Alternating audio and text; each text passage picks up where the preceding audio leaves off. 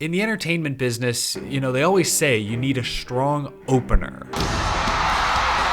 A brilliant cold open. Everybody calm down! Something to hook the audience so that they need to know what's going to happen next. Just like nearly every sport, at its core, NASCAR is in the entertainment business. And for many years, they opened up their season with a short exhibition race at Daytona, a prelude to the Great American Race that would usually take place the next weekend. But just like the old box of Cheerios gathering dust in the back of my pantry, NASCAR's season opening clash had gotten stale.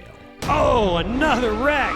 And everybody behind piles up! 2020's race was so embarrassing, they moved the 2021 event to the road course. Desperation attempt. Hey, at least the fan that showed up saw a pretty dramatic finish. When things have grown stale, it's time to bring in some fresh ingredients. 3 years ago, NASCAR turned heads, raised eyebrows, ruffled some feathers when they announced they would begin their season with an exhibition race inside a historic football stadium. We should take the clash and push it somewhere else. It was a huge, calculated risk that sparked debate and discussion around American stock car racing's future. A once regional sport rooted in the Southeast became a nationwide phenomenon in the 90s and early 2000s, and now faces a future that is more wide open than ever. Has the clash at the Coliseum accomplished what NASCAR hoped it would? I attended the first two Clash at the Coliseum events, and since Sunday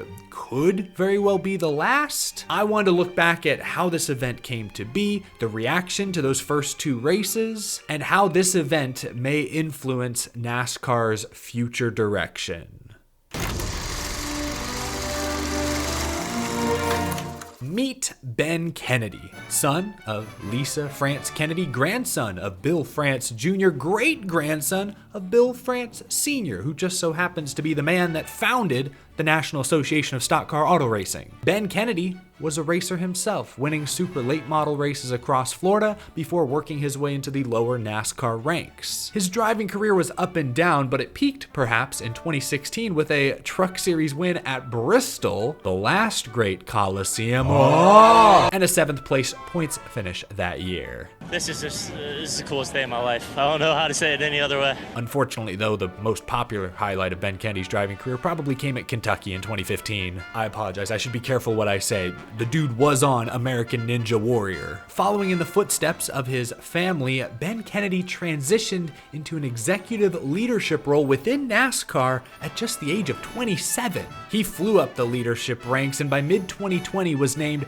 VP of Strategic Initiatives. It was around this same time that Ben Kennedy came up with a wacky idea. An idea that, at first, sounds completely logical. Unlike most other professional sports venues, most NASCAR tracks are located on the outskirts of town, far away from city centers. Rather than be located in a destination city, most tracks had to be the destination themselves. Ben Kennedy figured, rather than make the people come find us, we should bring our product to the people. People? What is that? Oh my gosh. But makes sense, right? Then he started to lose people. Taking a live look from Sky 9, NASCAR is taking over the LA Coliseum this weekend for the first time ever. I think we're having a hard time processing how you even put a track in that. How crazy is it to have NASCAR driving in the middle of South Central? You gotta realize just how crazy this idea sounded back in mid-2021.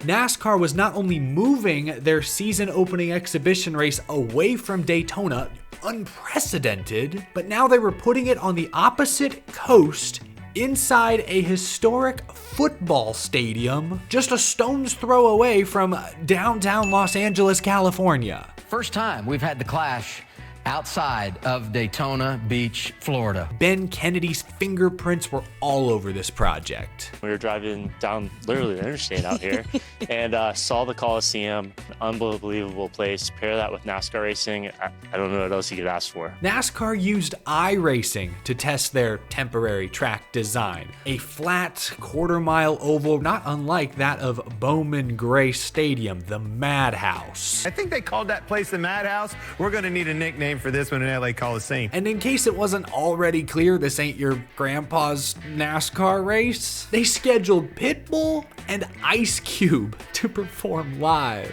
Oh, this still feels like a fever dream. NASCAR had objectively created something that was new, something fresh, something innovative. Gosh, Ben Kennedy, he loves his buzzwords. Now I can see why he rose through the corporate ranks so fast. But naturally, being such a break from tradition, the Clash at the Coliseum received a healthy dose of criticism. The real question then is, did it work? Year one appeared to be a clear success both from an anecdotal and analytical perspective. Roughly 50,000 fans attended in 2022. Reportedly 70% of ticket buyers were attending their first ever NASCAR race. The race earned a 2.32 rating and earned over 4.3 million viewers on Fox, the most viewed Clash event since 2016. Speaking from experience, the in-person vibe was unlike any I'd ever experienced. Close to the city, big market, lots to do in and around the LA area. I went to Disneyland the day before the Clash. Upbeat vibe, energetic music throughout the event thanks to my boy DJ Ski. Great racing in the heats, great drama during the main event with veterans Kyle Busch and Joey Logano, rivals duking it out for the win. The 2022 race was good, but there was still room to improve. So NASCAR decided to come back in 2023. They moved the main event to under the lights. They invited Cypress Hill, an LA staple, and Wiz Khalifa to perform. They added a student section for USC kids that filled up very quickly underneath the famous peristyle. 2023 was shaping up to be even better than 22, and then the race began. Turn two. Allmendinger goes around. Hamlin around. We've got one around. Ty Gibb. One spotted forward here, the 4. That would be Kevin Harvick. Another caution. Gilliland around. Right in front of the leaders. Look out. Allmendinger piled up with Cindric. Oh, Logano drilled Kyle Busch. Spinner in 2. Whoa, around goes Briscoe. Dillon gives the boot to Bubba. Into the wall, Wallace goes. They're still wrecking. Frustrations galore. The main event was plagued by, I kid you not, 16 cautions.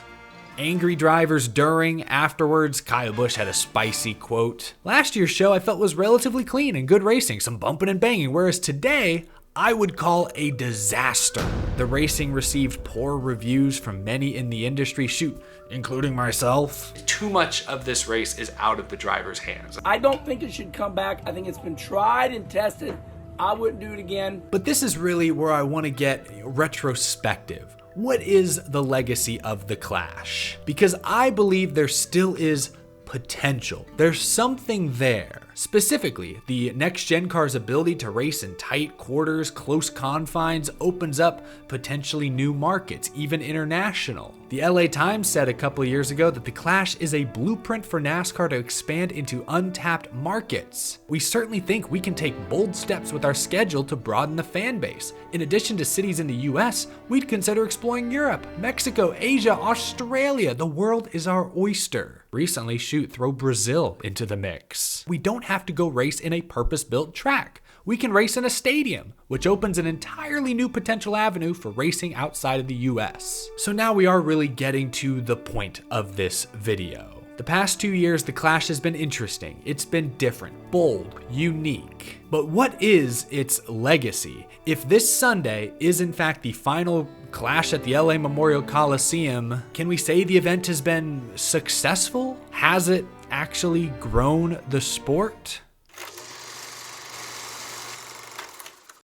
Has the Clash at the Coliseum boosted TV ratings in recent years? It always leads into the Daytona 500, and as you can see, ratings for the Daytona 500 have progressively been declining by and large for well over a decade now. Things have flattened out a bit more in recent years, but I'd argue that trend began before the Clash at the Coliseum was ever even a thing. Has the Clash at the Coliseum grown NASCAR's younger audience? Maybe? A recent Morning Consult poll suggested that NASCAR was more popular amongst Gen Z than Formula One. Surprising news to me, but personally, I'd give more credit to Garage 56 at Le Mans last summer, which took social media by storm.